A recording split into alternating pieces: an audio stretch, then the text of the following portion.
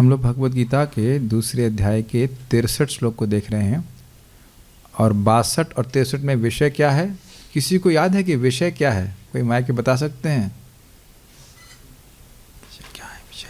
विषय से दूर रहने के लिए बोल रहे हैं ना, विषय नहीं, वो अलग बात है। यहाँ विषय क्या है? विषय यह है कि अभी तक बताया गया था कि 62 से पहले तक कि उसकी इंद्रियां संयमित रहती हैं और इंद्रियों को असंयमित करने के दोष के बारे में बताया गया था। अब यद्यपि इंद्रियां संयमित हों, लेकिन अगर मन संयमित नहीं है तो क्या दोष है, वह भी यहाँ पे बताया जा रहा है। कैसे मन में काम वासना जागृत होती है या भोग की वासना जागृत होती है, ये हमने कल सुना था कि नहीं? मेरे संग बोलिए। ध्यायतो विषयान पुंसः संगस्तेषुपजायते संगात संजायते कामः कामात् क्रोधोऽभिजायते। तो क्या अर्थ लिया गया था बताइए? ध्यायतो विषयान पुंसा, इंसानों का, इंसान पुंसा मतलब केवल पुरुष नहीं, पुरुष स्त्री दोनों के लिए ही होगा। जब वह विषयों का ध्यान करते हैं, अटेंशन, ध्यान रखते हैं, इसमें बारंबार ध्यान करते हैं, तो उससे संगस तेषु उपजाए, तेषु मतलब उनमें, संग उपजायते। अच्छा, उपज, उपज समझ रहे हैं? उपज उस अर्थ में लीजिए कि कोई चीज़ पहले नहीं थी और वो उपज गई। ध्यान बड़ा इंटरेस्टिंग है। जैसे मान लीजिए यहाँ तो करेले उपजे हुए हैं, तो पहले करेले नहीं थे, उसका बीज था। अब क्लियर समझ में आया आपको? ध्यान है वो बीज है और बीज अब उपज रहा है। उसकी उपज किस रूप में है बताइए? पहली उपज क्या है? संग, आसक्ति, मुझे चाहिए, मुझे ये चाहिए, मुझे ये चाहिए, मुझे चाहिए ही, मुझे ये चाहिए ही। आपने देखा नहीं, मन इस तरह से बोलना शुरू कर देता है, I want it and I want it right now. We all have OCD, obsessive compulsive disorder, सुना है? हमको चाहिए और ये अभी चाहिए।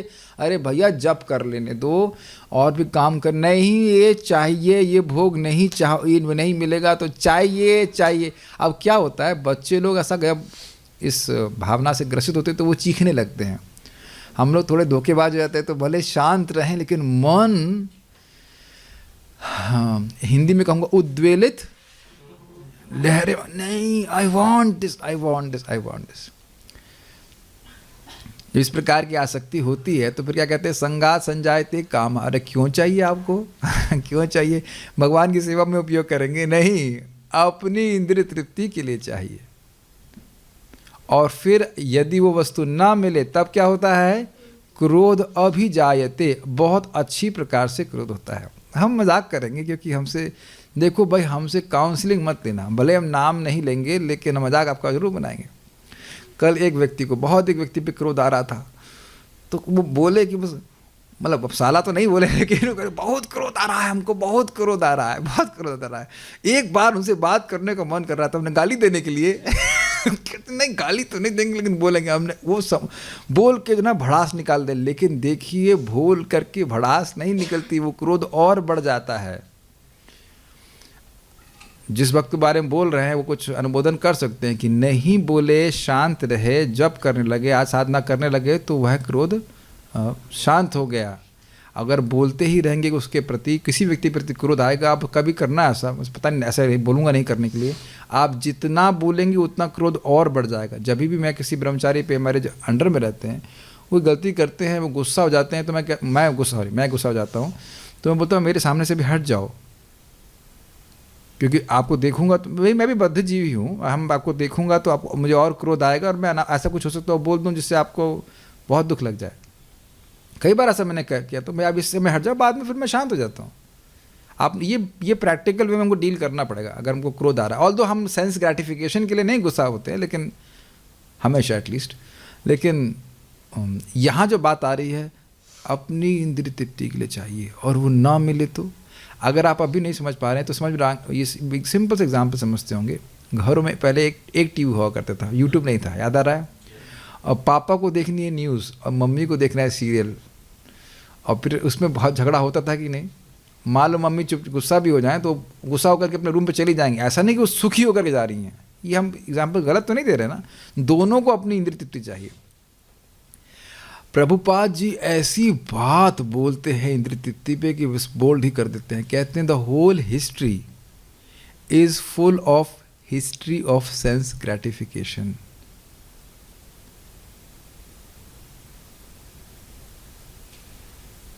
एकदम कुछ किसी की क्षमता है इसको डाइजेस्ट करने की। इस विश्व की जो भी हिस्ट्री देखेंगे, हम भागवतम वाली बात नहीं बोल रहे हैं, पूरी हिस्ट्री केवल इंद्रिय तृप्ति की हिस्ट्री है। कुछ पहले ये बताइए कि समझ पा रहे हैं इस बात को। हिटलर को इंद्रिय तृप्ति चाहिए तो पूरे विश्व में उसने बखेड़ा कर दिया। चर्चिल कह रहे नहीं, प्रभात कहते हैं कि बड़े सुंदर तरह से इंद्रिय तृप्ति ऐसे होनी चाहिए, और दूसरा व्यक्ति कहता है नहीं इंद्रिय तृप्ति ऐसे होनी चाहिए। दोनों इंद्रिय तृप्ति चाह रहे हैं और फिर झगड़ा शुरू हो जाता है, क्योंकि जैसे ही इंद्रिय तृप्ति नहीं मिलेगी क्रोध शुरू हो जाएगा। आप इधर देख रहे हैं भी रशिया में क्या हो रहा है। अब देख रहे सिंपल, जैसे ही ये काम वासना आई उसका व्यक्ति का कितना मेडिटेशन किया हो कि कितने लोगों को जान से मारने के लिए तैयार हैं। वेरी डेंजरस लोग।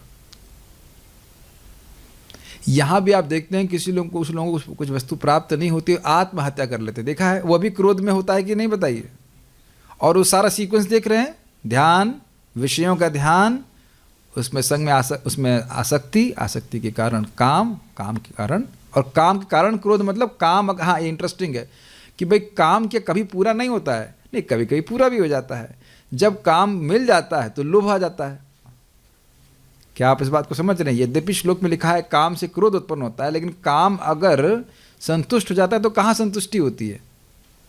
फिर वो है लोभ में होता है। और एक और शब्द मैं इस्तेमाल करूँगा, ग्लानि। ग्लानि का मतलब होता है खालीपन। मान लीजिए एक रूम अपने एक बना लिया है मकान, अब उसके बाद क्या तृप्त हो जाते हैं कि हमारे मकान हम सब तृप्त हैं, फिर वो और बनाना चाहता है। ये आप लोग देख रहे हैं, कोई भी भोग की वस्तु जैसे ही प्राप्त होगी वह एक खालीपन का निर्माण करेगी। वो वस्तु का और भिन्न प्रकार चाहिए। हम लोग कैसा है, कुछ भागवत में सुन चुके हैं ना कि अलग अलग प्रकार के भोग हैं। हमें श्लोक कभी याद नहीं आ रहा है, लेकिन एक भोग है, उसके बाद बहुत सारे उसके अन्य अन्य प्रकार के भोग हैं। एक हाँ, शाखा प्रशाखा नहीं, ये हाँ भगवत गीता में सुना था, बहुशाखा ही अनंताश्च बुद्धयो अव्यवसायिनम। Got it? देखिए, ये अब कोई व्यक्ति कहे कि अगर क्रोध थोड़ा बहुत आ जाता है तो उससे नुकसान क्या है, तो फर्दर आज हम इस श्लोक को सुनेंगे। इससे पहले बस हम आगे जाऊँ, एक बात विचार किया है कभी आपने कि हम लोग ऐसे जगत में रह रहे हैं जहाँ कोई व्यक्ति किसी को नहीं जानता है, and we are pretty comfortable about it. आपको लग रहा है ना कि आप मुझे जान रहे हैं, और मैं भी बड़ा विश्वस्त हूँ कि मैं आप सब लोगों को जान रहा हूँ। It's a very strong kind of realization which came. हमेशा बना रहे तो अच्छी बात है, लेकिन बड़ा स्ट्रॉन्ग रियलाइजेशन था। हमेशा कुछ अगर आप जब कीजिए तो कुछ कभी भगवान स्पेशली वृंदावन में बड़ा गिफ्ट देते हैं। मैं देख रहा हूँ, मैं बहुत कन्विंस हूँ कि मैं सबको जान रहा हूँ, जबकि मैं एक भी व्यक्ति को जान नहीं रहा हूँ। और हम जानते हैं ना कि हम लोग कहाँ हैं। हम लोग यह भी नहीं जानते हैं कि हम लोग हैं कहाँ। जब हम अपने को ही नहीं जानते तो ये कैसे जानेंगे कि हम हैं कहाँ? मेरी भाषा कुछ समझ में आ रही? ये तो बहुत ऊपर से जा रहा है। जब हम अपने को ही नहीं जान रहे हैं तो ये कैसे जानेंगे कि हैं कहाँ? Is it too difficult to digest? जैसे अब उदाहरण से समझ लीजिए, एक पगले व्यक्ति को पता होता है कि वो कहाँ पे है। क्यों नहीं पता होता है? क्योंकि वो अपने बारे में ही नहीं जानता। जब अपने ही बारे में नहीं जानेगा, पूछो तुम कहाँ हो, तो बता पाएगा हम दिल्ली में है, नोएडा में है, इत्यादि इत्यादि। काफ़ी शॉकिंग है ना? और अब आप बताइए जो भक्त कल बड़े परेशान थे, बड़े क्रोधित थे, उस व्यक्ति को मैं बहुत क्रोधित हूँ। किससे? जिसको आप देखे भी नहीं हो।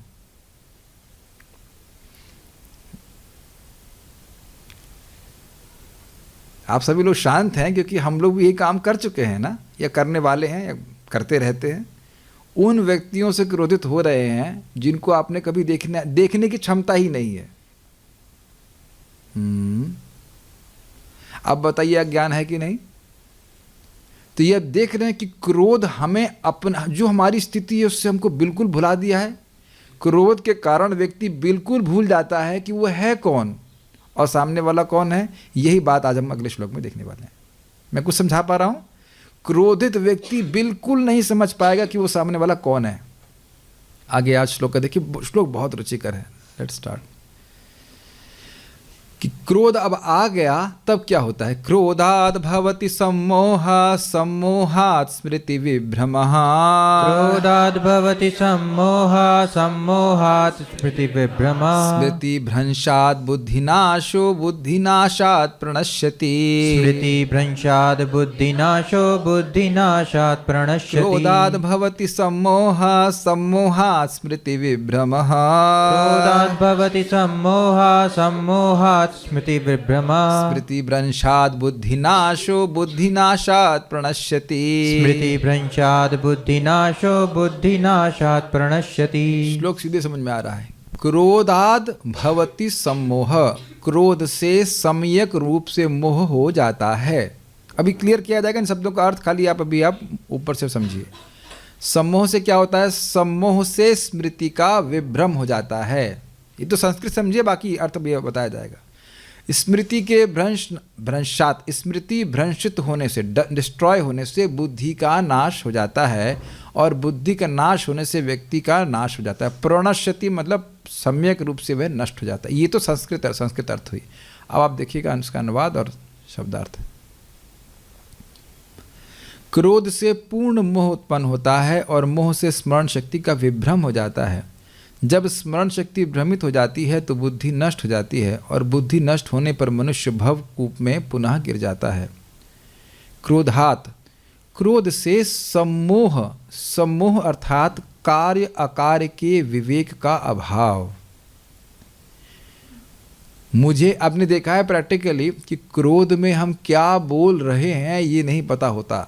कभी कभी मुक्का भी चला देता है और कुछ कर देता है, ये अपना ही अपना नुकसान कर लेता है। लोग बहुत सिंपल तरह से बताया, बिल्कुल भूल जाएगा कि मैं तो आत्म साक्षात्कार करने के लिए चला था, मैं उस पे घटित कर रहा हूँ जो व्यक्ति आत्म साक्षात्कार के पथ पे है।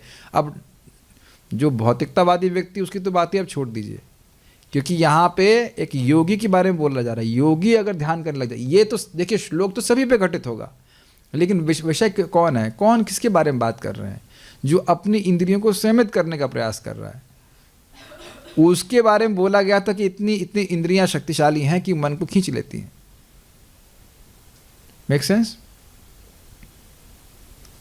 तो क्रोधात सम्मोह, सम्मोह का मतलब कार्य अकार्य के विवेक का भाग। क्या करना चाहिए और क्या नहीं करना चाहिए, वो उसका नितांत रूप से विवेक का भाव हो जाता है। क्या आप लोग समझ पा रहे हैं? मोह मतलब व्यक्ति ऐसे समझने का, क्या करूं ये ना समझ पाना। आप देखिए जब बहुत धुंध होती है, ये धारण से समझ पाएंगे, तो हमारे आगे बढ़ने की दिशा क्या है यह नहीं समझ पाते। आजकल तो जाड़ा चल रहा है, आप समझ पाएंगे। जब भी आप मोह की बात समझे ना, तो उसको धुंध से समझ लिया करिए। कभी कभी आपने बचपन में देखा, स्कूल जा रहे हैं साइकिल से कभी, और इतनी धुंध होती है कि आगे का बिल्कुल 1 फीट भी नहीं दिखाई पड़ता है। अभी आप देखो यहाँ पे कुछ लोग डर जाएंगे, लेकिन कभी कभी धुंध इतनी ज़्यादा होती है कि आपका पाँव नहीं दिखता है। ऐसा जो लोग रहे हैं ब्रज में, अपने अपने स्थानों में भी रहे होंगे, आप नोएडा वगैरह में तो होती है, ऐसा नहीं होती? बिहार में तो बहुत होता होगा। बिल्कुल यहाँ तक कि सामने की बिल्डिंग भी नहीं दिखाई पड़ती। अब उससे आप मोह का अंदाजा लगा लीजिए। समझ में आ गया? तो चेतना में एक प्रकार की धुंध आ गई कि भाई मैं हूँ कौन। जैसे ही देखो हम क्रोध कर रहे हैं, तुरंत, उससे पहले ही एक्चुअली भूल गया व्यक्ति कि वह देह नहीं है, वो आत्मा है।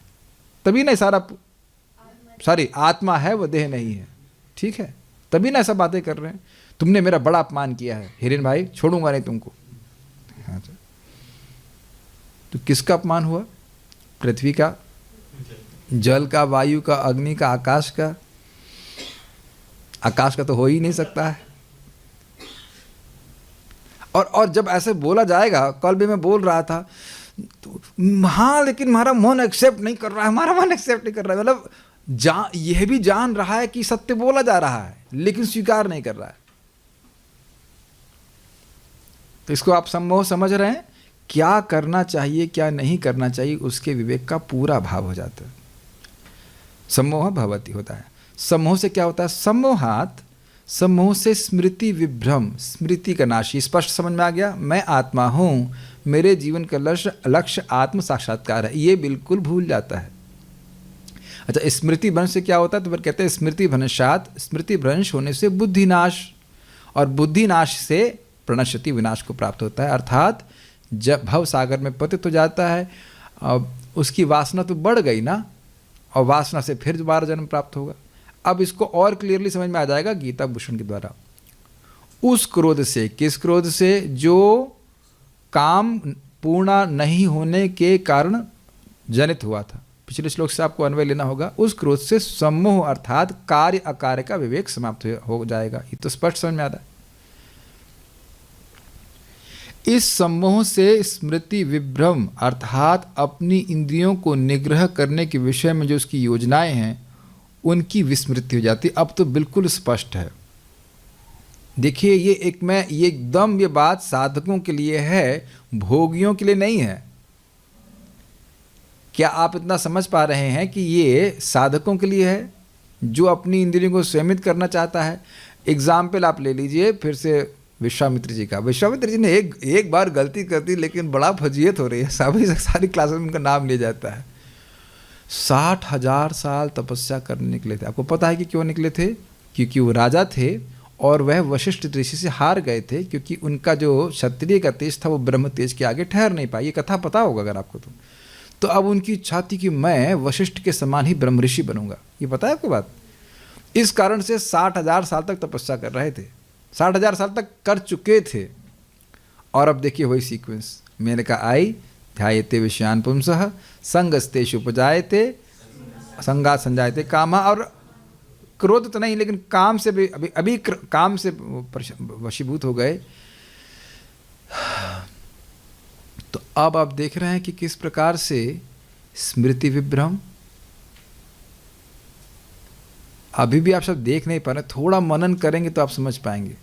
60,000 साल का तपस्या, और वो थोड़ी सी इंद्रिय तृप्ति के लिए कितने समय तक रही मैं का मुझे नहीं पता। 1 साल, एक संतान होने में 1 साल लगे हुए, मुझे पता नहीं। वो टोलन डिलीवर करती है कि हमको नहीं पता अप्सराओं का कितना टाइम लगता है, बट हम मान सकते हैं कि कौन जाने क्या सिस्टम है अप्सराओं का। लेकिन अब instant delivery, we don't know what happened. लेकिन इतना पता है, आप सब जानते होंगे कि मैं गलत नहीं बोल रहा हूँ, कि मेनका जैसे ही शकुंतला जन्म ली थी वो तुरंत चली गई थी। ऐसे था ना?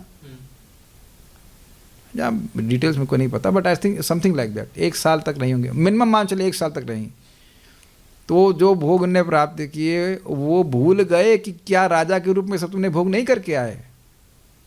और तुम वी कैन नॉट इमेजिन, पहले करके देखे 60,000 साल की तपस्या, तब सोचिए एक झटके में भूल गए कि मैंने सारी तपस्या करी है और ये बस थोड़े से भोग के लिए, जिसको मैं पहले ही छोड़ के आया हूँ। सुनाई पड़ रहा है? जिसको मैं पहले ही छोड़ करके आया हूँ फिर उसमें प्रवृत्त हो जाए। मैं केवल उनको नहीं बोल रहा हूँ, मैं अपनी बात कर रहा हूँ। मैं आप लोगों को क्लास देने की वजह मैं अपने से बोल रहा हूँ कि जिन भोगों को छोड़ करके आए उसमें फिर कैसे प्रवृत्त हो जाते हो। इट्स नॉट ईजी श्लोका, ये बहुत आसान नहीं है श्लोक को अप्लाई करना। क्योंकि चाहिए, मन चाहिए, नहीं अरे शांत, थोड़ा शांत हो जाओ। नहीं चाहिए, चाहिए। क्रोध आप चीख नहीं रहे हैं। क्रोध किस प्रकार से? इम्पल्सिव, एक वेग के रूप। नहीं, ये चाहिए और ये अभी चाहिए। अरे तुम्हारा वजन डिस्टर्ब होगा, तुम्हारे गुरुजी क्या सोचेंगे? नहीं, ये चाहिए। दीक्षा लेने से कुछ नहीं होगा, ये आप सोच लीजिएगा। सब भूल जाएंगे कि हमारे दीक्षा गुरु पे से कर्म जाएगा कि नहीं जाएगा। मैं किस लिए बोल रहा हूँ दीक्षा लेने का मतलब, समझ पा रहे मेरी बात? दीक्षा लेने से फायदा होता है, कृपा मिलती है, लेकिन आपको हमें जीवन में जीना पड़ेगा शिक्षा को। ये मेक सेंस? नहीं तो दीक्षा लेने के बाद क्या लोग गड़बड़ नहीं करते? तब वो नहीं सोचते ना कि इस गड़बड़ का प्रभाव मेरे गुरुजी पे जाएगा। तो ये आप देख रहे हैं सारा गेम वेरी सीरियस। इसीलिए महाराज लोग मजाक कहते हैं दीक्षा तब लेनी चाहिए, शास्त्र के अनुसार दीक्षा तब लेनी चाहिए जब दिखने लगे कि जगत में दुख है। लेकिन अब आजकल क्या है, लोग अपना संसार लेकर के आ जाते हैं। वही ठीक है, दुख नहीं लग रहा लेकिन ले लेते हैं दीक्षा। समझ रहे हैं?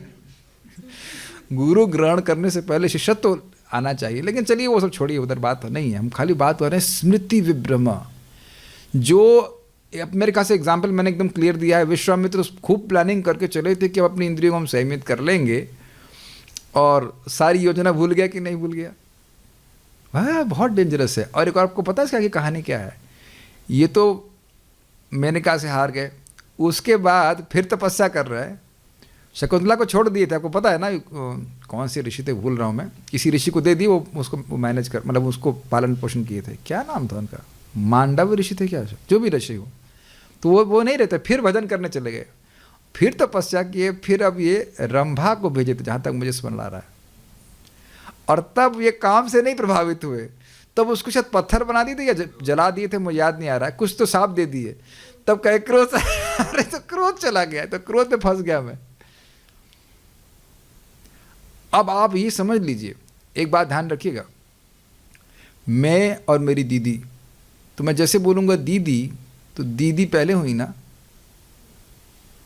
ऐसा हो सकता है कि दीदी ना हो और मैं पैदा हो गया हूँ फिर भी वो दीदी है। दीदी मतलब बड़ी बहन, समझ में आ रहा है ना। ये बड़ा भाई पहले पैदा होगा, उसके बाद ही छोटा भाई पैदा होगा ना। कुछ कैच कर रहे हैं? तो कहे हम क्रोध कर रहे हैं लेकिन हम काम, समझ में आ गया? ऐसा आप कह नहीं सकते कि आप क्रोधित हैं और काम नहीं। तो वो उस समय भी काम से ही प्रभावित हुए थे, लेकिन वो काम अलग प्रकार से प्रभावित कर रहा था। Are you catching this point? कि ये मुझे डिस्टर्ब, मैं तपस्या कर रहा हूँ, उसकी इतनी हिम्मत कि मेरे को आकर डिस्टर्ब कर रही है, अभी फूंक देता हूँ। या जो भी किया, मुझे याद नहीं आ रहा क्या उसने शाप दिया था, पत्थर बना दिया था। Catching this point? कि वहाँ भी उनकी हमको डिस्टर्ब नहीं कर, डिस्टर्ब कर रहा है, डिस्टर्ब कर रही, वो भी काम है। ये कैच कह रहा आपने? क्रोध से हारना मतलब काम से ही हारना। फिर भूल गए फिर कहते अरे ये क्या हुआ, मैं क्रोध से हार गया। आगे जाके आप जानते हैं फिर उन पर और भी आता है, लेकिन वो फिर प्रभावित नहीं होते। एक बात हमें इस कहानी से भी शिक्षा लेनी चाहिए कि देखिए, हम ये चीज़ कठिन है, इंद्रियों को सीमित करना कठिन है, और इसको सीमित करने का प्रयास करेंगे तो आप हारेंगे भी। पता नहीं आप लोग ऐसे लोग, आपको रिएक्शन नहीं दे रहे, ऐसा लग रहा है कभी कुछ होता ही नहीं है इतना। एक भक्त हमको बताया क्यों नहीं आए जब में, अचार बहुत खा लिए, अचार खा करके बीमार हो चुके हैं। ऐसा नहीं कि पहली बार अचार खा रहे हैं, और पता है कि अचार खा के क्या दुर्दशा होगी, लेकिन अब जब जाए भाड़ में, है ना, स्मृति विभ्रम हो गया कि नहीं, पिछली कल जब होगा नहीं होगा उससे कोई मतलब नहीं, इस समय अचार खा रहा है। आप लोग से ऐसा कभी नहीं हुआ कि पता है कि ये नहीं खाना चाहिए, लेकिन उस समय भूल जाते हैं, अभी मत बताओ, अभी मत बताओ, खाने दो खाने दो खाने दो। सब लोग समझ ही रहे हैं। उस टाइम कोई खींच लिया आपकी प्लेट तो मैं तो बता रहा हूँ ना, प्रसाद ही है, लेकिन हमको भी थोड़ा चावल पसंद है, तो अब मुझे पता है रात में नहीं खाना चाहिए, मुझे पता है कि भूख अभी वो नहीं लग रही है, अभी अग्नि मंद है, इत्यादि इत्यादि इत्यादि, लेकिन थोड़ा खिलाओ। और उसके बाद मुझे पता है कि सुबह जब में दिक्कतें भी आएगी, आती भी है। और मेरे ख्याल से आप लोग संग भी ऐसा कभी कभी होता ही होगा, है कि नहीं? अच्छा, आप लोग सब इंद्रिय संयम क्यों, ठीक है। स्मृति विभ्रम, बिल्कुल भूल जाता है कि क्या योजना। और उस समय सोचो मेरी कोई प्लेट छीन ले, ओह भूखा साधु बाघ बराबर है कि नहीं? उस समय कोई प्लेट छीन ले, आपके बताइए। बहुत मुश्किल है कहने के लिए, श्लोक बहुत छोटा है, टीका बहुत छोटी है, लेकिन बिल्कुल भूल जाता है उस समय। मैं अपने पे बिल्कुल घटित करता हूँ, मैं बिल्कुल भूल जाता हूँ कि अब कल सुबह जब में दिक्कत होगी नहीं। इसीलिए मैं आपसे बताऊँ, अपनी बात करूँ तो अच्छे भोजन के सामने ही नहीं आते। आप अगर महसूस कर रहे हैं कि हमारे इंद्रिय संयम तभी तक होता है जब तक अच्छा भोजन आता नहीं है। कुछ समझ में आ रहा है आपको? आने के बाद अब फिर याद नहीं रहता है कि ये पेट में जाके क्या बम फूटेगा, कुछ होगा, इज इट नॉट? सब भूल जाता है। और ये हम खाली खाने के उपलक्षण से अन्य भोगों को ग्रहण कर लेना चाहिए। We are I can talk about myself, I am neophyte devotee and my senses are too difficult to restrain. तो इंद्रियों को दूर रखना ही उचित रहता है। कभी इंद्रियों पे आप संयम विश्वास नहीं करना। जैमिनी कुछ नहीं है तो फिर हम क्या हैं? स्मृति विभ्रम अर्थात अपनी इंद्रियों को निग्रह करने के विषय में जो उसकी योजनाएं हैं उनकी विस्मृति हो जाती है। यह भी आपको समझ में आया है कि हाँ, विश्वामित्र के उदाहरण से। इस विस्मृति से क्या होता है? बुद्धि नाश, अर्थात आत्मा का ज्ञान होना चाहिए। आत्मा का ज्ञान प्राप्त करने का निश्चय ध्वस्त हो जाता है। भाई ये सीधी बात बताइए, जब यही याद नहीं रहा कि इंद्रिय निग्रह करना है, और हम जानते हैं कि इंद्रिय निग्रह किए बिना आत्मा का ज्ञान प्राप्त नहीं हो सकता, तो आत्मा का ज्ञान प्राप्त करने का कोई डिटर्मिनेशन बचा? आप समझ पा रहे हो? जब यही याद नहीं रहा कि मुझे इंद्रिय संयम करना है, तो ये याद रहेगा कि मुझे आत्मा का ज्ञान प्राप्त करना है? पता नहीं आप लोग से कभी हुआ है कि नहीं, भक्ति में आने के बाद कभी आप लोग की इंद्रिय डिस्टर्ब नहीं करी? नहीं करते हैं। देखिए, ये हो सकता हो कि ये पता ही नहीं हो कि इंद्रियों को डिस्टर्ब करने का मतलब क्या है। ये भी बहुत, हम व्यक्तिगत हम यहाँ कुछ नहीं बोलना चाहते, लेकिन इंद्रिय डिस्टर्ब हो रही हैं, शायद कभी कभी ये भी पता नहीं उसका मतलब क्या होता है। झगड़ा नहीं होना कभी, हाँ, तो फिर क्रोध आया ना, तो क्रोध छोटा बच्चा बड़ा, हाँ छोटा बच्चा आ गया है, इसे काम, इसको क्या बोलते हैं, कामान, हाँ, क्रोध को कामानुज बोलते हैं, काम का छोटा भाई। तो क्रोध आ रहा है, काम से हम प्रभावित नहीं हो रहे हैं।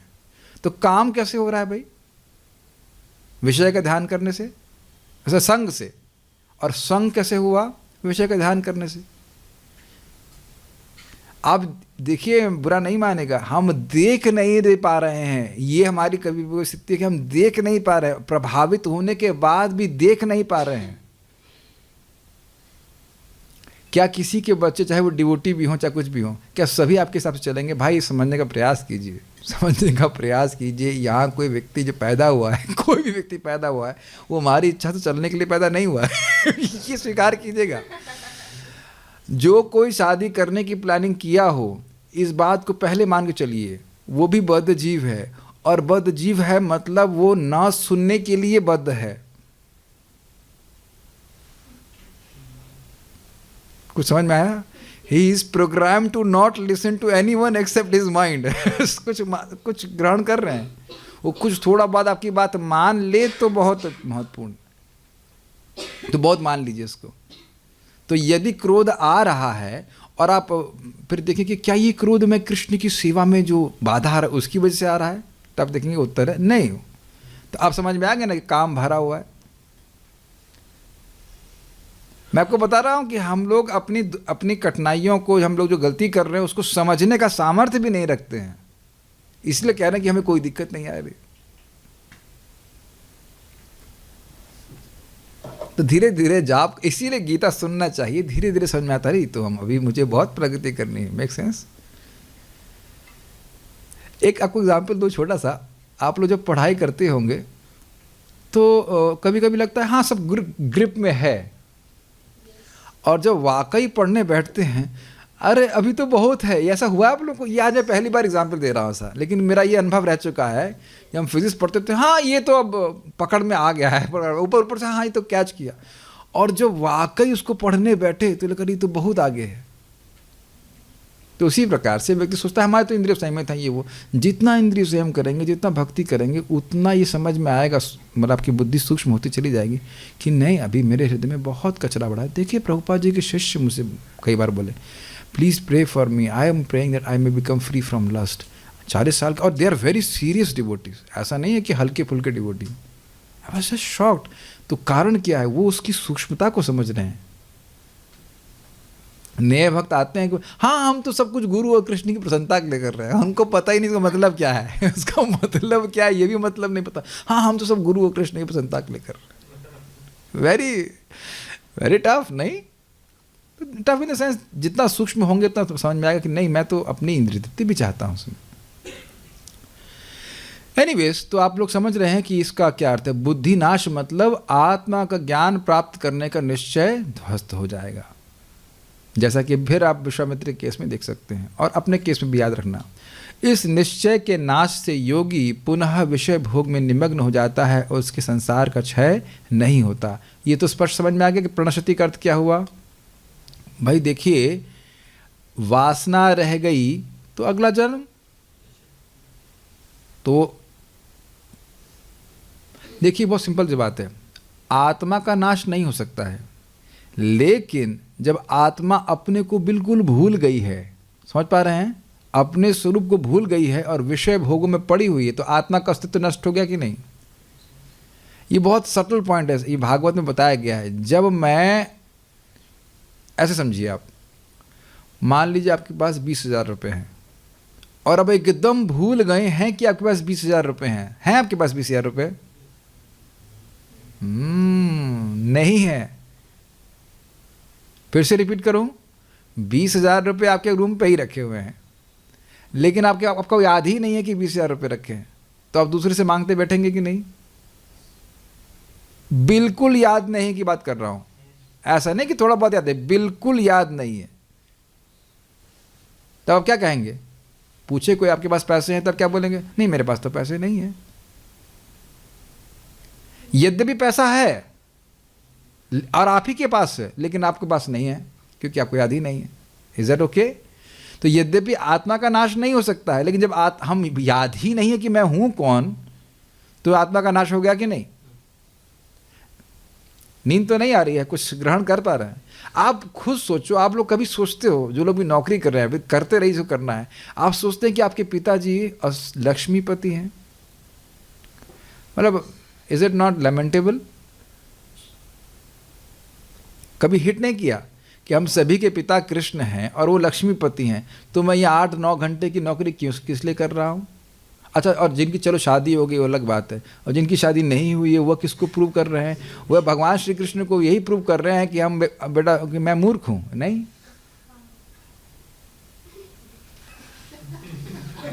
जो लोग अब हम चलिए जो हाँ बोलने वालों को बोल रहे हैं, जिनको पता है कि ग्रेजुएशन बेवकूफ़ी है, फिर भी वो बेवकूफ़ी की डिग्री ले रहे हैं, तो बेवकूफ़ी है कि नहीं?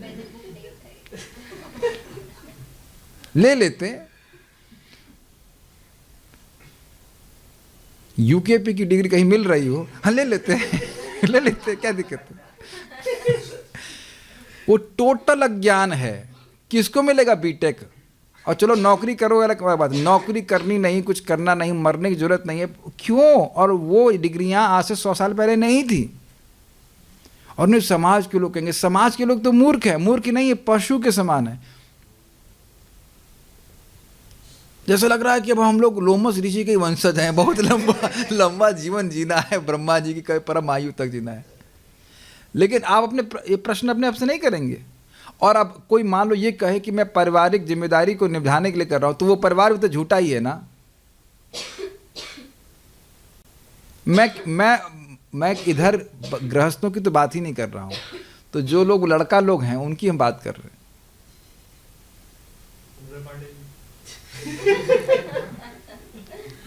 अब आपके सामने प्रत्यक्ष उदाहरण है।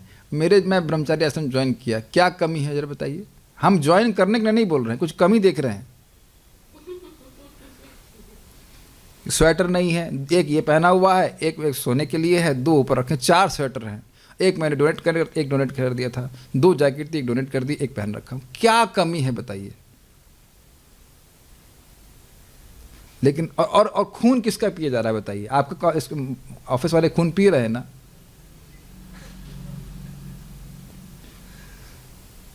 और आप यह भी जानते हो, मैं को डांट, आप देखो विचार करो, हम आप यह भी जानते हो कि इससे आपको आत्म साक्षात्कार भी प्राप्त नहीं हो रहा है। आप ऐसा नहीं कहना कि मैं कर्म योग कर रहा हूं, मैं कुछ नहीं, इज इट नॉट? कुछ भी नहीं हो रहा ना। हम डांट नहीं रहे, खाली सोचो कि मैं क्यों कर रहा हूं ये, फॉर व्हाट? मेरे बोलने के बाद भी लोग करेंगे ही, मुझे पता है, लेकिन एक प्रश्न आएगा कि क्यों कर रहे हैं।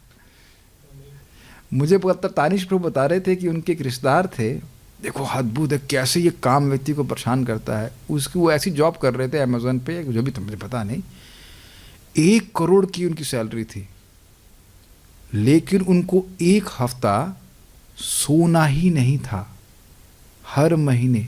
क्या आप कल्पना कर सकते हैं? 1 हफ्ता सिस्टम के सामने ही रहना है, जो सोना है बस वो लैपटॉप पे से झूल कर सो जाए। देख रहे हैं कि धन का कितना आकर्षण है, और 5 दिन उनको रिकवर करने में लगते थे। इसलिए कि टॉर्चर नहीं, उस टॉर्चर को सहने के लिए पैसे दिए जा रहे हैं। उनकी हालत खराब हो गया। बताओ 7 दिन आप सो नहीं और काम करते रहो नॉन स्टॉप,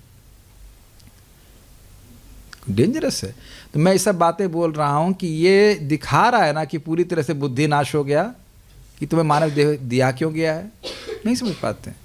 और आप जानते हो कि जब वह भोगों में प्रवृत्त हो गया तो वासना का निर्माण होगा, और वासना होगी तो फिर ये हम लोग बहुत हल्के में लेते हैं। प्रभुपाद जिसको बोलते हैं tomorrow you can have something. What thing? What thing? What thing? क्या मिलेगा अगला जन्म में? हाँ, हम लोग बड़े मजे से मस्ती से रह रहे हैं, लेकिन ये क्वेश्चन मार्क हो जाएगा। और इसके बारे में लोग सोच रहे हैं। आप लोग सब लोग डिवोटी हैं तो कम से कम स्वर्ग तो मिल ही जाएगा, घबराइए मत। और धाम में रह रहे हैं तो ठीक है, तो वहाँ तो स्वर्ग का मतलब ही नहीं, वैकुंठ जाएंगे। लेकिन मैं इस बात को कैसे रिलेट करना चाहता हूँ, कल जो रात्रि में भक्त क्रोधित हो रहे थे, उस समय बिल्कुल भूल गए ना कि मैं आत्मा हूँ। फिर मेरे को थोड़ा उनको फिर मैंने सहायता करी, आप याद रखो कि आपके क्रोध के कारण वो व्यक्ति नहीं है, आपके क्रोध का कारण आपके स्वयं की आसक्ति। फिर उन्होंने स्वीकारा भी, ये अच्छी बात है कि भक्त तो स्वीकार कर लेते हैं इस बात को, then that devotee was pacified. लेकिन ये बात आप विश्वास करेंगे कि मेरे क्रोध का कारण कोई सामने वाला व्यक्ति नहीं है, तुम मुझे बहुत क्रोध दिला रहे हो। और मान लो उसे गीता का श्लोक याद आए तो कहते नहीं, ध्याये तो विषयान पुंसा संगस्ते जो जायते संगात संजायते कामः कामात् क्रोध विजायते। मैं तुम्हारे क्रोध कारण नहीं हूं, तुम्हारा स्वयं का ध्यान, भोग का ध्यान क्रोध का कारण। और पता है कल मैंने क्या किया, वो बड़े क्रोधित थे, तो मैं इसी श्लोक के जो अनुवाद है ना उसी को कट पेस्ट करके पेस्ट कर रहा था उनको, पढ़िए उसको, पढ़िए। वो अपनी बात दुख रो रहे हैं, कर अच्छा ये देखिए क्रोध से सम्मोह उत्पन्न होता है, ऐसे होता है। I was delivering a different system. बहुत अच्छा है ये बात। हमने ये वासना नष्ट करनी है, मतलब भगवान की भक्ति करके, ये फोकस रहे और भगवान का सेवा करके, प्रसाद खा के, जब करके इस चैप्टर को क्लोज करना है। कौन से चैप्टर को? वासना चैप्टर, ये बार बार जन्म मृत्यु का chapter. We don't want it as far as possible. अपनी तरफ से पूरा प्रयास करना है। मुझ भगवान की शरण में आए बिना इंद्रियां दुर्बल मन को उसके विषयों से जोड़ देती हैं। ये हमने पहले भी सुना था, मत परह। भगवान की भक्ति किए बिना व्यक्ति कभी इन इंद्रियों के वेग को सहन नहीं कर सकता। इसलिए प्रभुपाद जी बड़ा सुंदर कहते हैं, you can't stop sense gratification, so gratify your senses in connection with Krishna. बहुत अच्छा बात प्रभुपाद जी बोलते हैं, आप इंद्रिय तृप्ति को रोक ही नहीं सकते हो, इसलिए इंद्र तृप्ति को कृष्ण के संबंध में लीजिए। आप ये देख रहे हैं कि ये फिलॉसफी डिस्कशन भी एक प्रकार की हमारी बुद्धि के लिए कुछ तृप्ति है। Got it? और भगवान का प्रसाद हमारी जीभ के लिए है, कान से हम भगवान के बारे में सुनते हैं, अब समझते हैं इसको कैसे। इंद्रियों की तृप्ति आप रोक ही नहीं सकते हो। जिसने भी रोकने का प्रयास किया कुछ समय तो वो रुकेंगी, लेकिन फिर वो परेशान करेंगी। प्रभुपाद बड़ा सुंदर उदाहरण देते हैं कि जैसे छोटे बच्चे, ए इधर बैठे रहो चुपचाप, आप बैठोगे चुपचाप। कृष्ण लाल छोटी बच्ची तो नहीं है, बड़ी हो गई है, और यहाँ बाकी बड़े बच्चे चुपचाप कब तक बैठे रहेंगे? आप विचार करो, हम लोग 30 साल के हो गए, 40 साल के हो गए, जब हमसे बोल दे जाए कि 5 मिनट शांति से बैठे रहो तो नहीं बैठेंगे। अग्रीड? और आप सोच रहे कि हमारी इंद्रियां शांत हो जाएंगी? आप देखो लगातार हम लोग बात कर रहे हैं, कुछ बात ना, आपको मैं हमेशा कुछ ना कुछ ऐसे प्रश्न करता रहता था कि आप लगातार सोचते रहिए। क्लास की शैली ऐसी रहती है कि नहीं? अभी भी प्रश्न कर रहा हूँ। और मैं कहूँ एकदम हम लोग अब बैठ करके ध्यान करेंगे, ये करेंगे, कौन आने वाला है उसमें? Very very boring. Got it? तो कह रहे हैं कि इंद्रियों को जब भगवान से जोड़ दिया जाएगा तब वह शांत होंगी, नहीं तो शांत नहीं हो सकती हैं।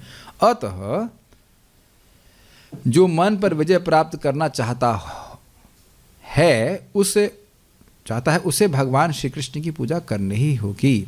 यानी कि इंद्रियों, मूल बात क्या है कि समझिए, काम कहाँ से शुरू हुआ था? ध्यान से। और यदि हमारा ध्यान भगवान की सेवा में लगा हुआ है तो काम उत्पन्न नहीं होगा। It's very simple. जब बीज ही नहीं डालेंगे तो करेला उगेगा कैसे?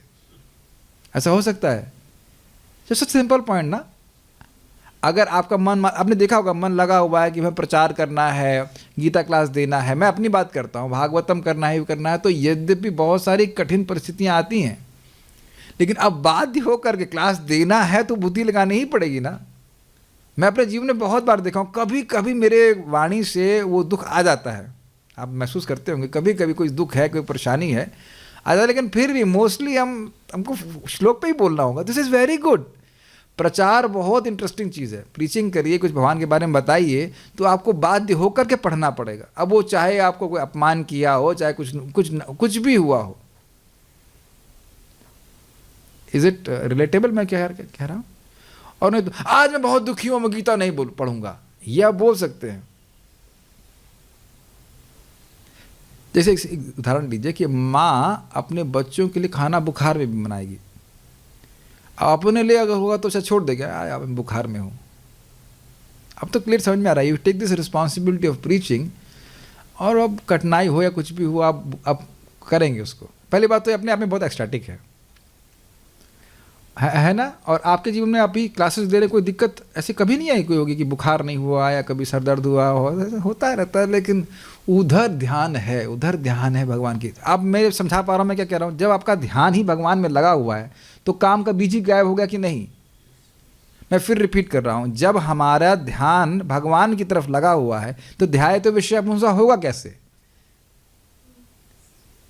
मैं फिर रिपीट कर रहा हूँ, काम बहुत कहते हैं, काम कैसे निर्मूलन होगा। अरे भाई, पेड़ तो तब उगेगा, फल तो तब आएगा ना जब उसका बीज होगा। जब बीज ही गायब कर देंगे तो फल कैसे उगेगा।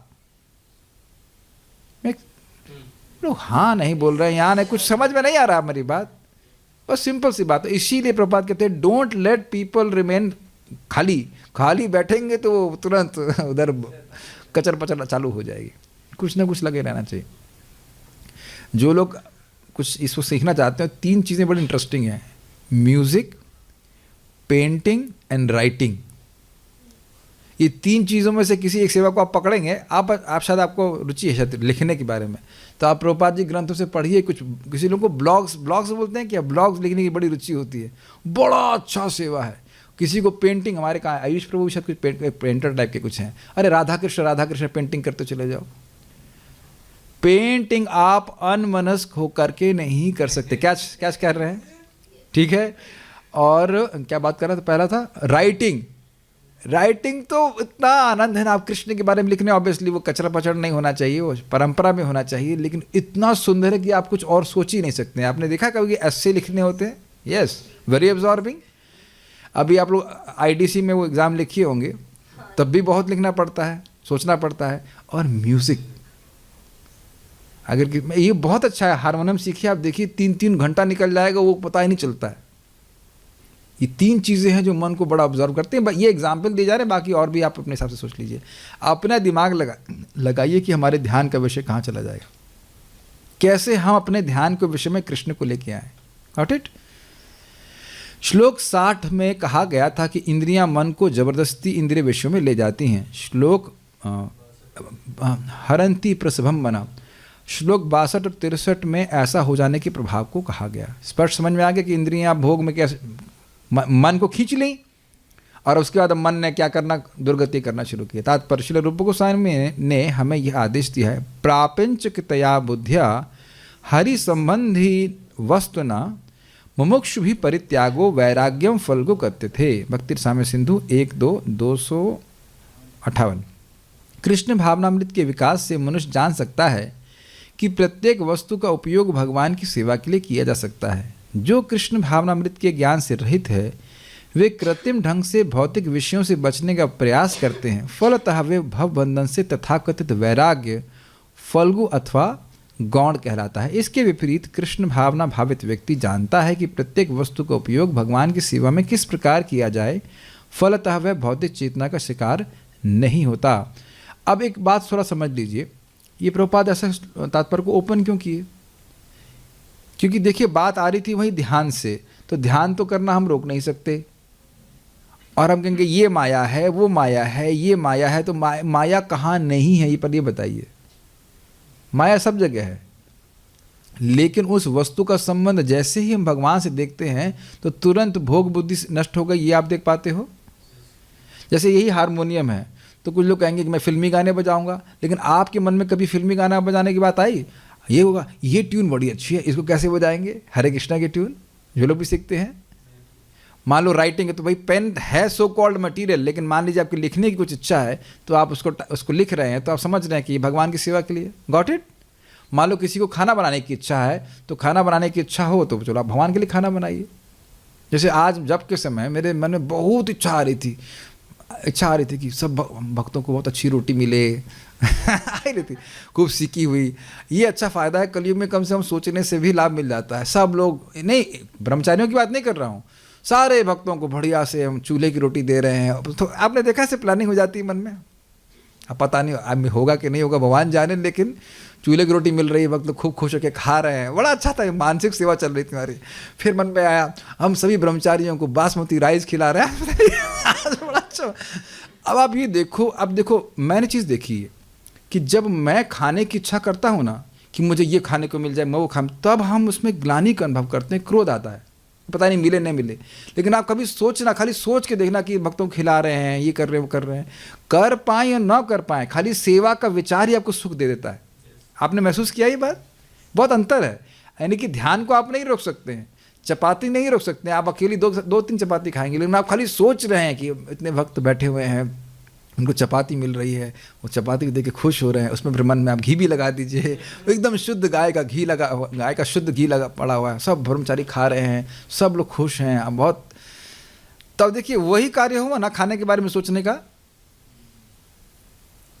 और माधवेंद्रपुरी भी आप जानते इसी प्रकार से, ओह ये खीर नहीं, ये खीर इतनी अद्भुत है, खीर नहीं था, शीर बोलते हैं, शीर, वो इतनी अच्छी है, सुना था उनने इसके बारे में, तो काश मैं गोपाल को इस प्रकार से दे पाता। तो आप समझ सकते हैं कि वस्तुओं को, जगत में वस्तुएं दिख रही हैं, उनको ध्यान, उनको तरफ देखना या ध्यान देना ये कोई कठिन नहीं है, सॉरी ये ध्यान न देना कठिन है, लेकिन ध्यान का आपको विषय चेंज करना पड़ेगा। आप समझ पाए प्रभुपाद ने क्यों ओपन किया? एक बड़ी इंटरेस्टिंग बात है, बहुत इंटरेस्टिंग। प्रभुपाद जी प्रवचन कर रहे थे, बहुत अच्छी बात, तो एक बहुत सुंदर स्त्री आई और प्रभुपाद जी की आंखें ऐसे गईं। प्रभुपाद प्रवचन करते जा रहे हैं और उनकी आंखें उस स्त्री को फॉलो कर रही हैं, वो स्त्री जाके बैठ गई। अब सब लोग आश्चर्यचकित होकर प्रभुपाद जी को उधर देख रहे, क्योंकि समझ आ गया ना, प्रवचन कर रहे हैं और आंखें एकदम आपको दिख जाएंगे ना, आंखें ऐसे, वो स्त्री ऐसे जैसे जहाँ भी जा रही है, जिस तरह से जाके बैठी तो उधर देखा, तो प्रभुपाद समझ गए। प्रभुपाद कहते हैं, you are looking at this women for enjoying, I am not looking like that. Prabhu हम डोंट इमिटेट एट होम, हमने ऐसे नहीं करना है। प्रभुपाद जी उस दृष्टि से देखने के ये जीव है, ये भगवान की सेवा में नियोजित किया जाए या उसको भक्ति दी जाए, वो उसके अलावा सोच ही नहीं सकते हैं। Make sense to you? He will see anything only in relationship with Krishna. Example से एक वक्त बता रहे थे, सन्यासी बता रहे थे कि बहुत कोई सुंदर स्त्री उनको एयरपोर्ट में दिखी, and he was kind of amazed, oh इतनी सुंदर। फिर उनके मन में तुरंत मन में आया, खुद बोल रहे थे, हनुमत प्रशक स्वामी महाराज बोल रहे थे कि ये इतनी सुंदर है तो कृष्ण कितने सुंदर होंगे। तो आप देखिए, कोई व्यक्ति सोचेगा अरे तो सन्यासी होकर के स्त्री को देख रहे हैं, लेकिन वो स्त्री को नहीं देख रहे हैं। इस सुंदर स्त्री को देखना कोई बड़ी बात नहीं है, लेकिन जब ये सृष्टि इतनी सुंदर है तो कृष्ण कितने सुंदर होंगे।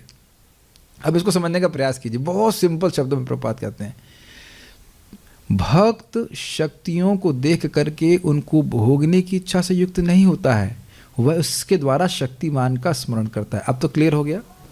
कोई फूल देखता है तो भौतिकतावादी व्यक्ति क्या सोचेगा, ये मेरे भोग के लिए है, लेकिन क्या भक्त सोचता है, ओह कितना सुंदर फूल कृष्ण ने बनाया, मैं कृष्ण को अर्पित करूंगा। Make sense? तो क्या फूल को देखना आप रोक लेंगे? नहीं रोक सकते। क्या फूल को सूंघना रोक देंगे? नहीं रोक सकते, लेकिन उसे कृष्ण से जोड़ना सीखना है। Is it okay? तो प्रभुपाद जी हम लोग को सोल्यूशन बता रहे हैं कि हम किस प्रकार से इस ध्यायतो विषयान पुंसा के चंगुल से मुक्त हो सकते हैं। नहीं तो आप बताइए क्या आंखें बंद कर चलेंगे?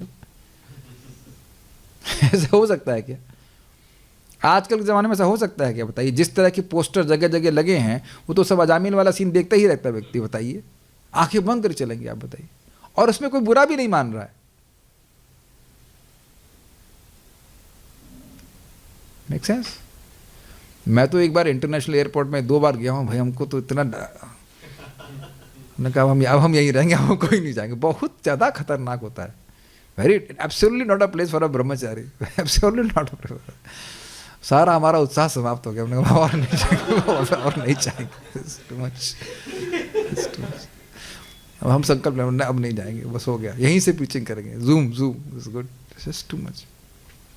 एनीवेज, अपनी योग्यता के अनुसार देखना चाहिए। उदाहरणार्थ, निर्विशेषवादी के अनुसार भगवान निराकार होने के कारण भोजन नहीं कर सकते, अतः वह अच्छे खाद्यों से बचता रहता है। किंतु भक्त जानता है कि कृष्ण परम भोक्ता हैं और भक्तिपूर्वक उन पर जो भी भेंट चढ़ाई जाती है उसे वे खाते हैं। अतः भगवान को अच्छा भोजन चढ़ाने के बाद भक्त प्रसाद ग्रहण करता है। इस तरह हर वस्तु प्राणवान हो जाती है और अधा पतन का कोई संकट नहीं होता। प्राण मतलब स्पिरिचुअलाइज हो जाती है। ये बात पूरा करता हूँ फिर बताऊंगा। भक्त कृष्ण भावना मत में रहकर प्रसाद ग्रहण करता है, जबकि अभक्त उसे पदार्थ के रूप में तिरस्कार कर देता है। अतः निर्विशेषवादी अपनी कृत्रिम त्याग के कारण जीवन को भोग नहीं पाता, और यही कारण है कि मन के थोड़े से विचलन से वह भवकूप में पुनः आ गिरता है। ये थोड़ा समझने का प्रयास कीजिए, बड़ा अच्छी बात है। आप में से पता नहीं कितने लोगों को अच्छा खाना बनाने में रुचि है।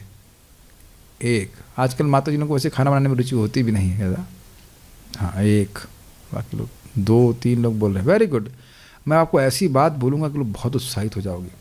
11वां स्कंद मैंने पढ़ाया नहीं है, लेकिन भगवान इस बात को खुद बोलते हैं कि कोई भक्त बनाया कुछ, वो अच्छा हो या नहीं वो तो आगे की बात है।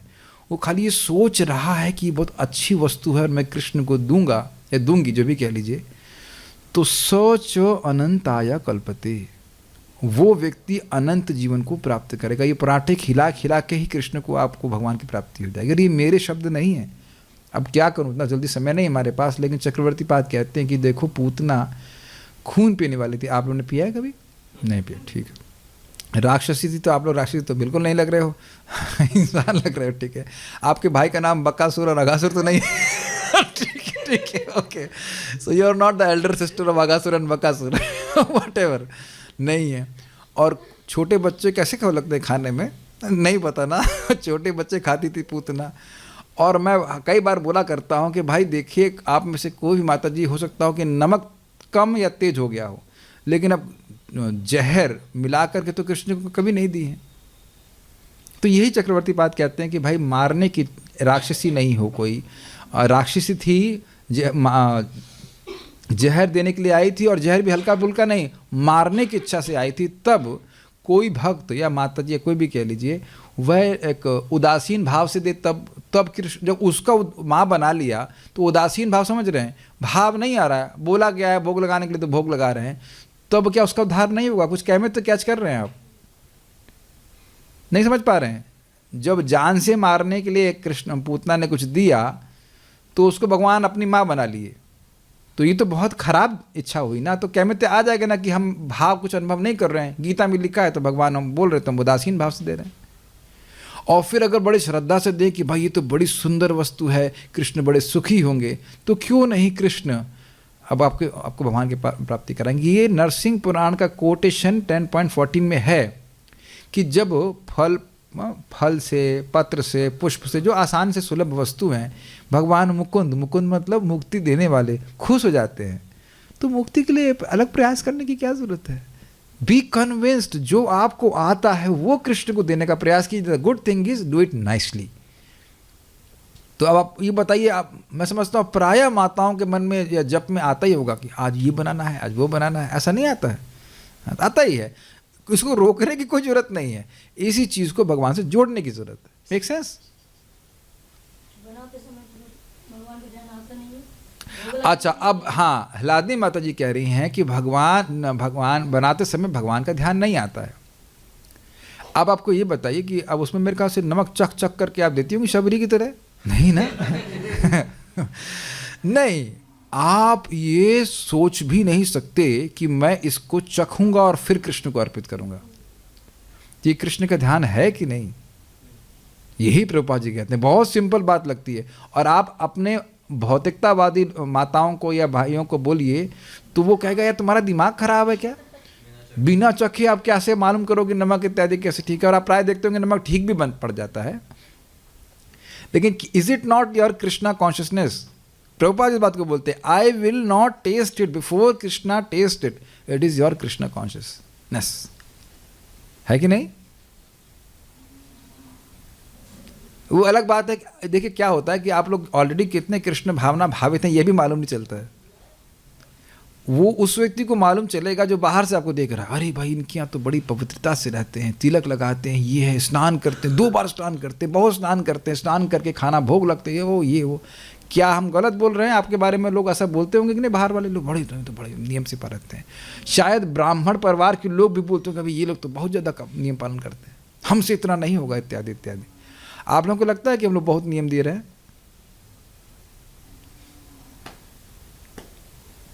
क्या कभी किसी ने आपको बोला है कि तुम लोग कर तो बहुत अच्छा काम रहे हो लेकिन हम इतना नियम नहीं कर सकते? और आपको लगता है नियम क्या है? तो बहुत सिंपल है, it's natural, is it not? Anyhow, हम खाली बात ये कर रहे थे कि जब भगवान की सेवा में व्यक्ति अब्जॉर्ब है तो उसको अब कोई कठिनाई नहीं है अपने मन को रोकने के लिए। मन को रोकने की जरूरत ही क्या है? आप समझ पा रहे हैं? मान लो खिचड़ी बनाने की इच्छा है तो करो ध्यान खिचड़ी, कोई दिक्कत नहीं। आप पेंटिंग करना चाहते हो, पेंटिंग, हाँ मैं राधा कृष्ण का नाम और अच्छे से लिखूंगा, क्या कठिनाई है? और आप जान रहे हैं ध्यायते विषयान पुंसः, catching in a good sense, catching in a good sense, जब आप कृष्ण की सेवा का ध्यान कर रहे हैं तो और कृष्ण की सेवा के प्रति आसक्त हो जाते हैं। ये सबके संग है। परम पूज्य ये समझेंगे आप, परम पूज्य राधा गोविंद महाराज को नटवर प्रभु पूछे, इनका स्टाइल बड़ा सुंदर था। महाराज आप इतना पढ़ रहे हैं जैसे आईएएस की तैयारी करनी हो 14 घंटा आप पढ़ रहे हैं भागवत सप्ताह के लिए, क्या है? नटवर प्रभु बड़े बोल्ड है, 14 घंटा पढ़ करके महाराज क्लास दिया करते थे। तो महाराज कह रहे थे कि मेरे को बड़ा उत्साह होता है कि भक्तों को मैं और नई नई बातें उस श्लोक के बारे में बताऊं, तो क्या ध्यान नहीं लगेगा उसमें? और क्या महाराज की आसक्ति भागवत में इस प्रकार से नहीं गई? लेकिन ये प्रेम के रूप में परिणत होता है। Is it okay? यस। तो प्रभुपाद जी ने बहुत ब्रिलियंट तात्पर्य लिखा है। खाली वो प्रॉब्लम नहीं बता रहे, वो सोल्यूशन बता रहे हैं। सोल्यूशन क्या है कि वस्तुएं तो आपके आसपास हैं, उनका संबंध भगवान से देख करके उनको उसमें क्या कहते हैं उसको, योजित करने का प्रयास किया। हमारे शिवा प्रभु को बस बोल दो बस कि चाउमीन बनाना है, वाह ठीक है। बोलना नहीं है, खाली मैं संकल्प करूंगा तो कैच कर लेंगे। क्या प्रभु जी आप चाउमीन बनवाना चाहते हैं? गलत तो नहीं बोल रहे हैं ना? देखो कितना खुश है अब मैं उसे कुछ और सेवा दूं ना कुछ, तो वो वी करते रहेंगे, लेकिन इनको बोलेंगे कि भाई ये चाउमीन बनाना है या कुछ, मतलब जस्ट। और क्या आप बिना सोचे बनाते हैं? नहीं कि हमें ऐसे बनाएंगे ऐसे बनाएंगे। This is the art. आप देख रहे हैं प्रभुपाद ने बहुत ब्रिलियंट हम लोग को तात्पर्य दिया कि तुमको यही करना है, तुम्हें विषयों का ध्यान करना है, लेकिन विषय कृष्ण के संबंध में जोड़ना है। Is it okay? ठीक है। कहा जाता है कि मुक्ति के स्तर तक पहुंच जाने पर भी ऐसा जीव नीचे गिर जाता है क्योंकि उसे भक्ति का कोई आश्रय नहीं मिलता। ये बड़ा सुंदर, इसका क्या मतलब है? प्रभुपाद जी कहते हैं कि देखिए इस जगत में बहुत सारे इम्पर्सनलिस्ट हैं, वो कहेंगे कि हम मुक्त हो गए, और ये भी कहेंगे कि जगत मिथ्या है और ब्रह्म सत्य है। तो ये बताओ कि तुम यहाँ पे अस्पताल क्यों खोल रहे हो? आप लोगों को पता है कल मैंने एक बहुत बड़ा अस्पताल खोला स्वप्न में। अब तुमने स्वप्न में अस्पताल खोला, उसकी क्या वैल्यू है? और ये समझिएगा कि ऐसे जो निर्विशेषवादी हैं वो बहुत अहंकार से भी युक्त होते हैं कि देखो हमने इतना अस्पताल खोला। तो तुम तो पहले ही बोल दिए ना कि जगत मिथ्या है, तो तुम्हारा अस्पताल भी मिथ्या है, तो तुम उसका एडवर्टाइजमेंट क्यों कर रहे हो? आप मेरी बात समझ ही रहे होंगे। और का कारण क्या पता है? देखो भाई सीधी बात है, हम सब लोग मूलतः क्या है? सेवक। और हमको सेवा करके सुख मिलता है, कृष्ण की सेवा करके असली सुख मिलता है। कृष्ण की सेवा मिली नहीं तो सुख मिला नहीं, तो वो अब वापस इस भौतिक जगत में ढूंढेगा। Got it?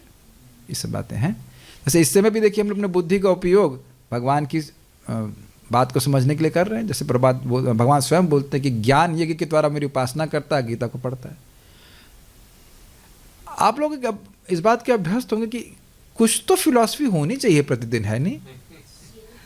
Like we can't just talk and talk and talk and talk. आप सब बुद्धिमान लोग हैं, आप मैं समझ बुद्धिमान है कि नहीं आप लोग? हाँ, we need some nourishment for our intelligence. आप लोग इस बात के अभ्यस्त हो गए होंगे कि कुछ तो कथा, कुछ कहीं तो कुछ ऐसा मौका लगे कि हम भगवान की बात समझें। और ये मैं समझते हुए जानबूझ करके ऐसी कुछ बात बोलता हूँ कि आप लोग सोचें उसके बारे में। ये है, ये जस्ट ऑब्वियसली आ भी जाती है हमारे पास देने के लिए, लेकिन है ना, हम लोग we are surrounded by people whom we don't know. I mean it's a good thought, food for thought. दुनिया की बातें सोचने से तो अच्छा है ना। आप लोगों को कुछ जिज्ञासा नहीं हो रही कि अब प्रचोदिता ये न पूरा सरस्वती क्या बोला जाएगा? तो एक बात समझ ली, सीधी बात, बुद्धि, हम आगे पढ़ेंगे, मन से इंद्रियों से श्रेष्ठ मन है, मन से श्रेष्ठ बुद्धि। बुद्धि अगर भगवान में लगी हुई है तो मन जीत नहीं सकता है।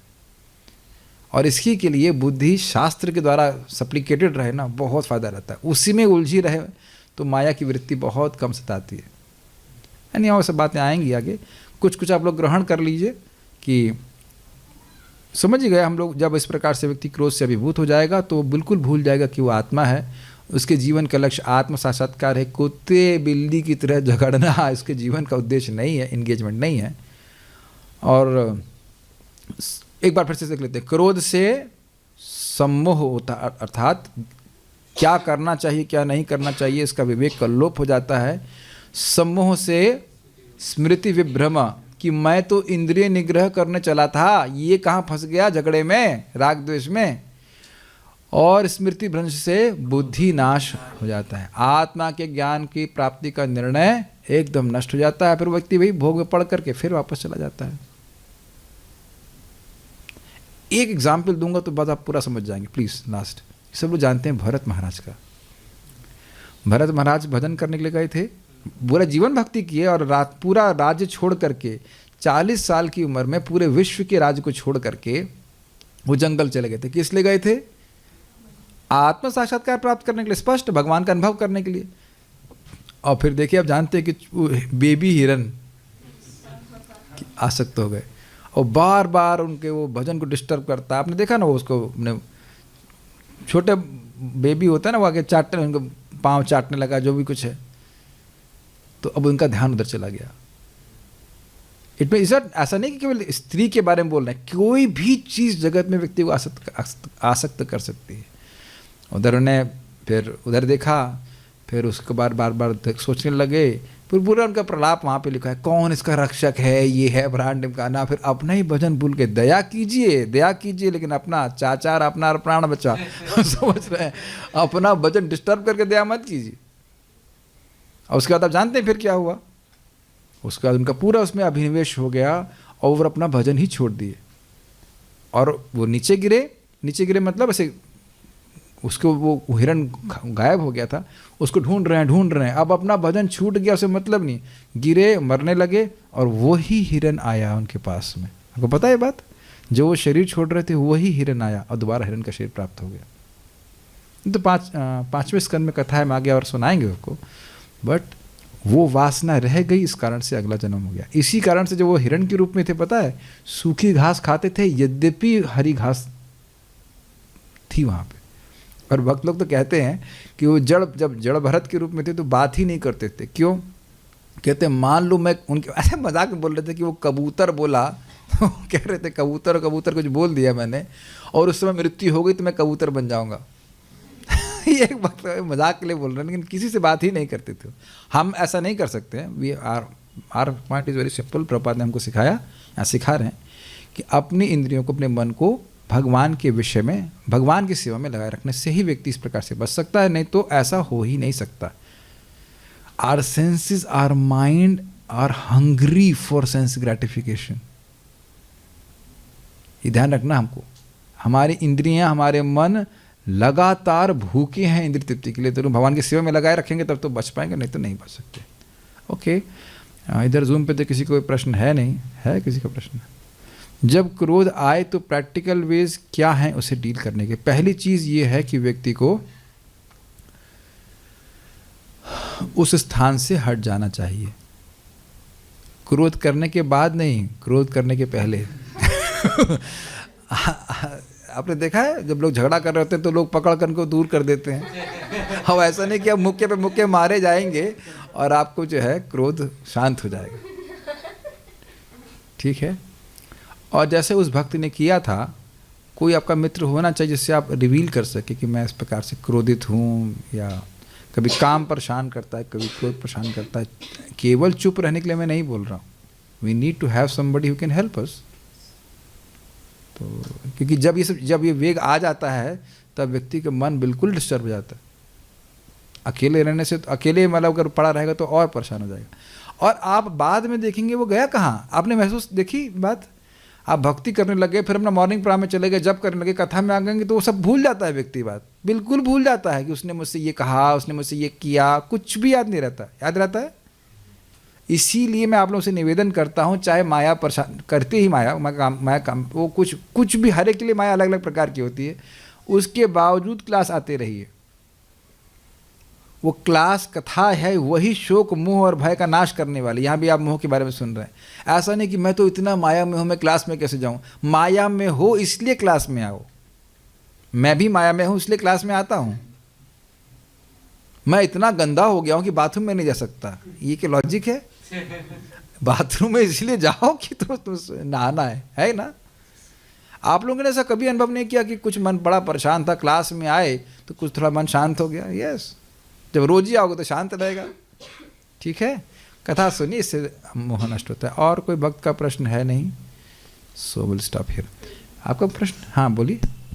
प्रभु जी, अगर कोई प्रीचिंग कर रहा है या फिर नॉर्मली भक्तों से भी बात कर रहे हैं, तो ऐसा मतलब होता है कि भगवान की बात के अलावा भी बात करना स्टार्ट कर देते हैं, तो उसके बाद कोई ये कमेंट इसीलिए करे, यहाँ से भाग जाया करो तुरंत क्लास के बाद। मैं बहुत ज़्यादा अप्रिशिएट नहीं करता। अब आपने पूछा है इसलिए मैं बोल दिया, नहीं तो मैं कुछ, अब देख रहे हैं मैं क्या करता हूँ, यहाँ से क्लास दिया और भाग गया फिर रूम पे। भाई बाहर भी तो कुछ प्रजल्प करना है चुपचाप। नहीं नहीं, if you have too much interaction तो आप देखेंगे कि अपराध ज़्यादा बन जाता है, फ्रिवोसिटी ज़्यादा हो जाती है। भक्तों की संगति में भी आप रहो, लेकिन आप देखेंगे कृष्ण के बारे में बात नहीं हो रही है। अभी हम लोग भक्त हो नहीं गए हैं, समझ रहे हैं? हम लोग भक्ति का अभ्यास कर रहे हैं, और ये चीज़ बहुत कठिन होती है, किताब सामने रख करके बात करना। ऑब्वियसली आपकी सेवा है तो आप यहाँ पे रहिए, इससे कोई दिक्कत नहीं, मान लीजिए गो पूजा इत्यादि है, लेकिन फर्जी समझना, frivolity will lead to some strange talks. बहुत खराब ना भी हो, लेकिन उसका कृष्ण से संबंध नहीं है। मैं कुछ गलत कह रहा हूँ, आप लोग ऐसे देखते हैं? yes. इसीलिए मैं भाग जाता हूँ तुरंत। फिर ये कहा जाए कि हम सेवा से रिलेटेड बात कर रहे थे। और देखो, आपको अपना विवेक इस्तेमाल करना पड़ेगा, हमें इम्पर्सनल भी नहीं होना है। लेकिन अब आपको विवेक दिखना कि सेवा के बारे में बात कर रहे हैं तो ठीक है, सेवा के बारे में बात कर चलिए। आप ये प्लीज़ देखो, एक चीज़ महत्वपूर्ण है, इसका मतलब ये नहीं दूसरी चीज़ महत्वपूर्ण नहीं है। सब कभी कभी हम लोग को ऐसा नहीं कि हमेशा हम गीता के बारे में बात करेंगे। मान लो कोई भक्त दुखी है और आपसे कुछ बात करना चाहता है, मेरे सर में दर्द है, ये तो गीता के बारे में बात नहीं है। ऐसा we have can be impersonal, is it not? मुझे तो बहुत बार बात करनी पड़ती है, कभी कभी तो बहुत क्या क्या काउंसलिंग में बात करनी पड़ती है, आपको समझ में नहीं आएगा। ये भक्त आए बोले, प्रभु जी बहुत दुखी हैं, शादी नहीं हो रही है, ये हो रहा है, फलान काना, इमोशनल, पता नहीं क्या क्या बोल रहे थे, तो मुझे उनकी वो बात भी सुननी पड़ी। Is like a human nature also, is it not? हमेशा तो लोग ये नहीं बोले, प्रभु जी ये श्लोक समझ नहीं आ रहा है, ये तो बहुत कम लोग बोलते। तो कभी कभी उस तरह से भी होता है, लेकिन अब ये नहीं कि मैं शादी का काउंसलर ही बैठ गया हूँ। उनको थोड़ा समझ रहा ना, थोड़ा सा पुचकारना पड़ता है, भाई वो भी दुखी है इस समय, तो हाँ कोई बात नहीं, कोई बात नहीं, हो जाएगा, सबकी होती है। बोलना पड़ता है, भाई ब्रह्मचारी रहना मुश्किल है, शादी करना मुश्किल नहीं, क्यों घबरा रहे हो जाएगी, तुम्हारा टाइम आएगा तो हो जाएगी, घबराओ मत। एकदम मुंह लटका के आप ये बताओ, एक सिंपल सी बात बताओ। अब चलो एक सिंपल, आप जो लोग शादी करना चाहते हैं उनकी मैंने बता रहा हूँ, खुशी करने के लिए। अगर आप ब्रह्मचारी या ब्रह्मचारी नहीं रह गए तो 75% चांस है भगवान के पास जाने का। आपको माया जाने देगी? आप समझ में आया आपको? मेरी बात समझ में आई आपको? अगर कोई ब्रह्मचारिणी या ब्रह्मचारी रह जाए पूरा जीवन तो 75% चांस है उसके जाने का। आपको लगता है छोड़ देगी माया? आपको अपने से ला के देगी। देखो कितना सुंदर व्यक्ति है, शादी करेगा, अपने आप प्रपोजल आएगा। आप ब्रह्मचारिणी भी रहना चाहेंगे तब भी नहीं छोड़ेंगे। माया ऐसा, माया की स्त्री को छोड़ रही है कोई क्या, आपको क्या कहते हैं उसको, कोई लाइसेंस मिल गया? नहीं अब आप लोग आराम से शादी मत कीजिए ब्रह्मचारी ने, ना ना ना ना। वो देखो ड्यूटी कितना अच्छा है, और खुद आकर के बोलेगा, देखो मैं तुम्हारा ध्यान रखूंगा, ये करूंगा। अच्छा खत्म, सारा संकल्प समाप्त। हमको समझ रहे, हम देख के एक व्यक्ति को बोले ऐसे शादी, ये माता जी शादी करना चाहते हैं, हमको तो ऐसे पूछ रहे थे, हमने कहा ना प्रभु जी हम 5 साल शादी नहीं कर रहे, 15 दिन में भगा के लेके आके शादी कर ली, करे प्रभु शादी कर ली। तो शादी न करने के लिए प्रयास करना पड़ता है। आप लोग अजीब सा बात लग रहा होगा, शादी करने के लिए कोई प्रयास नहीं करना पड़ता होगा। आप लोग मेरी बात समझ नहीं रहे होंगे, लेकिन ये समझने का प्रयास कीजिए, शादी न करने के लिए प्रयास करना पड़ता है। आप लोग स्वीकार करें मेरी बात? बहुत ज़्यादा प्रयास करना पड़ता है, करने के लिए कोई प्रयास नहीं करना पड़ता है। उनकी बात क्यों बोल लगे? हाँ, हम खाली बोल रहे थे कभी कभी मान लो कोई व्यक्ति दुखी हो तो कभी कभी वो बात हो जाती है, हाँ, कभी कभी। लेकिन अब हम हमेशा इसी में प्रवृत्त रहेंगे तो फिर भजन कैसे करेंगे? ठीक है, ओके। प्रभु जी, एक क्वेश्चन था। जैसे आपने बताया हमें कि हमारे जब हम क्रोध होते हैं तो हमारा कोई मित्र होना चाहिए जिनसे Yes. हम बात शेयर कर सके, और जनरली हम ये भी देखे हैं कि हमें ज़्यादा किसी का बात नहीं सुनना चाहिए क्योंकि वो हमारे अंदर भी प्रवेश कहीं ना कहीं इम्पैक्ट पड़ता है। तो फिर उस बस रुक जाइए एक मिनट। इनका अपमान किया था, इनका नाम है अनीश दास जी महाराज। इनका अपमान बलराम हॉल में हुआ।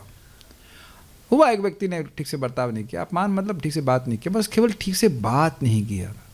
किसी को बोले थे ना, किसको बोले थे आप? मेरे को बोले थे, तब मैं बोल देता नहीं ये तो प्रजल्प है, तब कैसा लगता आपको? समझ में आ गया?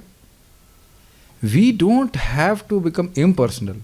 कोई व्यक्ति आपका मित्र है, दुखी है, मान लो यही कोई शेयर करे, अरे मेरे को आज बुखार हो गया है, मैं बहुत दुखी हूँ। तुम देह नहीं हो तुम आत्मा हो, और बेटा जब तेरे संग होगा तब make sense?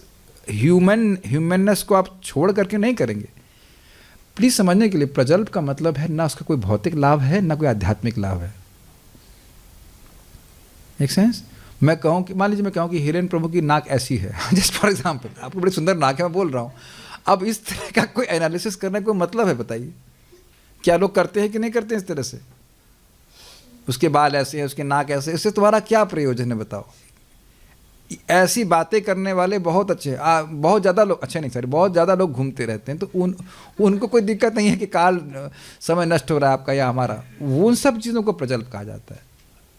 Make sense to you? हाँ, एक सिचुएशन जरूर है कि मैं उन लोगों को जरूर अवॉइड करता हूँ जो लोग सोल्यूशन नहीं सुनना चाहते हैं, खाली प्रॉब्लम बोलना चाहते हैं। ये भी आपने देखा, वो खाली बोलते रहेंगे, उन्हें सोल्यूशन कुछ ना खुद सोल्यूशन चाहिए ना कुछ करना चाहिए, तो फिर उनको ठीक है, हाँ दुखी है, ठीक है, okay. So this has to be in Vaishnav relationships. You have to hear sometimes that person is जो दुखी है तो वह सब करना, दुख को सुन सकते हैं, बट डिपेंडिंग कि आप कितना ग्रहण कर सकते हो। Okay, so will stop here, पारायण करते हैं। श्रील प्रभुपाद की जय, निताई गौर प्रेमानंदे। बोल रहा था पहले, देखिए मैं जब करता था तो मैं बहुत ज़्यादा इम्पर्सनल था इस मामले में। तो कोई बात करेगा, नहीं अभी बिल्कुल बात नहीं करना, एकदम बिल्कुल बात नहीं कर हम लोग। अब मैं थोड़ा सा चेंज हो गया हूँ कि मान लो मैं जब पहली चीज़ तो मैं दिखता ही नहीं हूँ, क्योंकि दिखने से लोग बात करेंगे। अब अगर मान लो कि बात करेंगे तो मुस्करा के मैं जस्ट मुस्करा, मगर मंदिर में दिख रहा हूँ, मैं जब करने जा रहा हूँ, कुछ बोलेगा तो आप देखेंगे कि I just give a smile and then give them 30 seconds something and then I go, can I just go for japa. ये मैंने सीखा है परम पूज्य सच्चिदानंद महाराज से। How is always very sweet in dealing with devotees. It's not proper. मैं मान लीजिए जब करने जा रहा हूँ तो ज़रूरी नहीं कि उस समय वो बात करी जाए, लेकिन अब वो मान लो कॉन्शियस नहीं है, कोई भक्त है तो भक्त ना, तो उस समय हमको इम्पर्सनल नहीं होना चाहिए, उससे वो संबंध खराब होता है। अब मैं समझा पा रहा हूँ मैं क्या कह रहा हूँ? हाँ, हम उनसे प्रेम से कह सकते हैं, प्रभु जी मेरा समय जब करने का समय, हम बाद में बात कर ले क्या? अब देख रहे ना ये टोन यूज़ करने से, टोन कितना स्वीट है। हम अभी मेरा जब, प्रभु जी मेरा जब हो जाएगा प्लीज़, मेरा जब छूट जाएगा, मेरा बहुत सेवा है, हम बाद में बात करते हैं, हमारे पास खूब समय है बात करने का, हम आराम से आपसे बात करेंगे, अभी हम जब करने दीजिए। देखिए ऐसा बोलने मात्र से व्यक्ति का हृदय ठंडा हो जाएगा कि नहीं? I am learning from my own mistakes. एकदम इम्पर्सनल नहीं होना है, आ गए जब कभी डिस्टर्ब करने के लिए, अभी बात नहीं करना से करके। मैंने देखा ना, ये मीठा शब्द बड़ा तेज काम करता है। एक, मैं नाम नहीं रख रहा हूँ, लेकिन एक डिवोटी है, माता जी हैं, तो वो उनको आदत ही है बिड़ बिड़ बिड़ बिड़ करने की, तो ऑफिस के बाहर ही बिड़ बिड़ बिड़ चालू करा। तो ऐसे में गुस्सा होता, मैं गेट खोला, माता जी प्लीज थोड़ा जब कर, अरे प्रभु जी ठीक है इतना सुंदर, जस्ट इधर स्माइल से बोल दीजिए प्लीज थोड़ा जब कर रहा हूँ मैं, अच्छा ठीक है वर्क्स लाइक दैट। मोस्ट 99% मुस्कान से बहुत अच्छे से काम हो जाता है। Got it? क्रोध नहीं करना होता। और मैं जाके क्रोध कर देता तो वो तो झांसी की रानी बन जाती, तलवार निकाल लेती, हमारा भी जब डिस्टर्ब हो जाता। ठीक है, सो आई एम ऑल्सो